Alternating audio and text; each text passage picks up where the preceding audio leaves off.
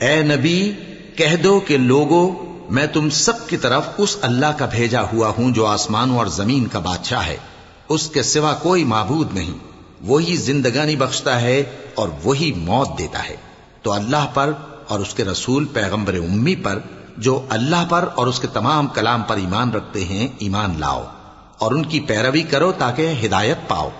اور قوم موسیٰ میں کچھ لوگ ایسے بھی ہیں جو حق کا راستہ بتاتے ہیں اور اسی کے مطابق انصاف کرتے ہیں، اور ہم نے ان کو یعنی بنی اسرائیل کو الگ الگ کر کے 12 قبیلے اور بڑی بڑی جماعتیں بنا دیا، اور جب موسیٰ سے ان کی قوم نے پانی طلب کیا تو ہم نے ان کی طرف وہی بھیجی کہ اپنی لاٹھی پتھر پر مار دو، تو اس میں سے 12 چشمے پھوٹ نکلے، اور سب لوگوں نے اپنا اپنا گھاٹ معلوم کر لیا، اور ہم نے ان کے سروں پر بادل کو سائبان بنائے رکھا اور ان پر من و سلوہ اتارتے رہے، اور ان سے کہا کہ جو پاکیزہ چیزیں ہم تمہیں دیتے ہیں انہیں کھاؤ،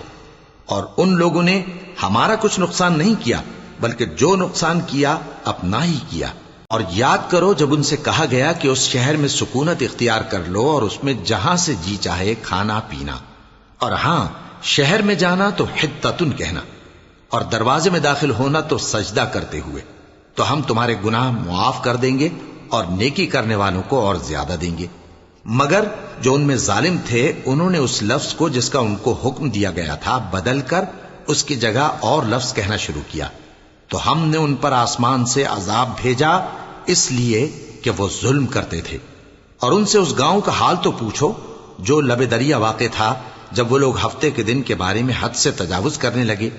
جبکہ ان کے تعطیل کے دن یعنی سنیچر کو مچھلیاں ان کے سامنے پانی کے اوپر آتی، اور جب ہفتے کا دن نہ ہوتا تو نہ آتی۔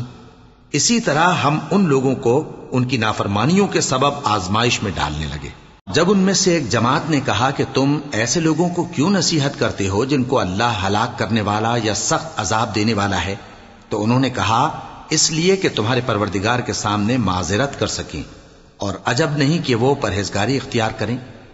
پھر جب انہوں نے ان باتوں کو فراموش کر دیا جن کی ان کو نصیحت کی گئی تھی، تو جو لوگ برائی سے منع کرتے تھے ان کو ہم نے نجات دی، اور جو ظلم کرتے تھے ان کو برے عذاب میں پکڑ لیا کہ نافرمانی کیے جاتے تھے۔ غرض جن اعمال بد سے ان کو منع کیا گیا تھا، جب وہ ان پر اصرار اور سرکشی کرنے لگے تو ہم نے ان کو حکم دیا کہ ذلیل بندر ہو جاؤ۔